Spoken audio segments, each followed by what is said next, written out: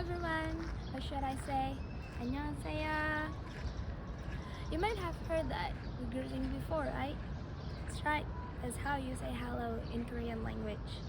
So yeah, I'm currently in South Korea, Seoul, South Korea, at the Doksugang Palace to be exact. This is where the royals used to live, by the way. That's pretty cool, right? My name is Ramadani Nur Hakim. I'm a political science major student from Universitas Indonesia, and let me tell you a little bit of my story here as an ISMA already. 1 year ago, when I was preparing for my ISMA application, I googled Hanyang University and immediately fell in love. Everything was into my liking. The courses, the location, the buildings, even the fact that Hanyang University is the first university in South Korea that provide halal food with the cherry on top. It feels good to be appreciated where Muslim is a minority. Although my departure to Hanyang University had to be delayed due to COVID situation, my excitement and curiosity became even higher when I arrived. I was taught by the best professor I could ever ask for. They truly are the experts in their fields. Because of ISMA, I could learn various courses that I could take various courses that aren't related at all to my major, which is political science. In Hanyang University, I took language of global cuisine, modern stress and you, and also cultural and ethnic diversity in Korea.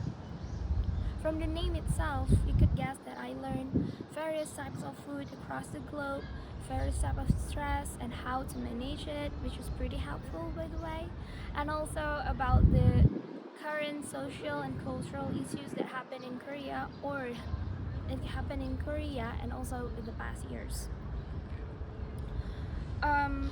Although the lecture practice and style was pretty similar to what I have in my home university, as we couldn't learn all those unique things because we don't have that courses in my home university. And other than the main courses on campus, I also met a lot of communities in South Korea. Since I am interested in sustainable environmental development, I really like to explore those communities that also supports the same cause as me.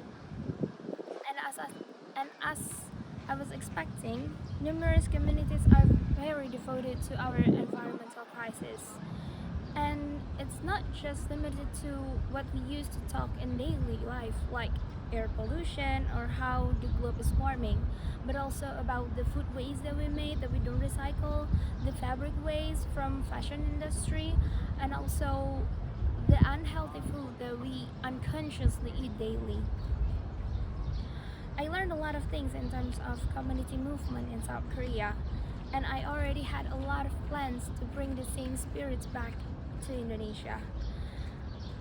In this case, I hope that I could also bring young generations in Indonesia to be more aware of the small things that we did that could hurt our environment. I also want to talk about something that used to be underestimated by a lot of people, and that is small talk. One of my professors said that we don't really do small talk anymore, which is pretty bad. Well, not only with strangers that we bump randomly on the street, but also with our acquaintances. She said that nowadays people are too focused on what's going on in their gadgets rather than to be in the moment. During my study in Hanyang, I didn't realize that because I met a lot of friends just by randomly greeting each other. We made a very nice conversation and it was really nice to get to know a lot of people from different backgrounds.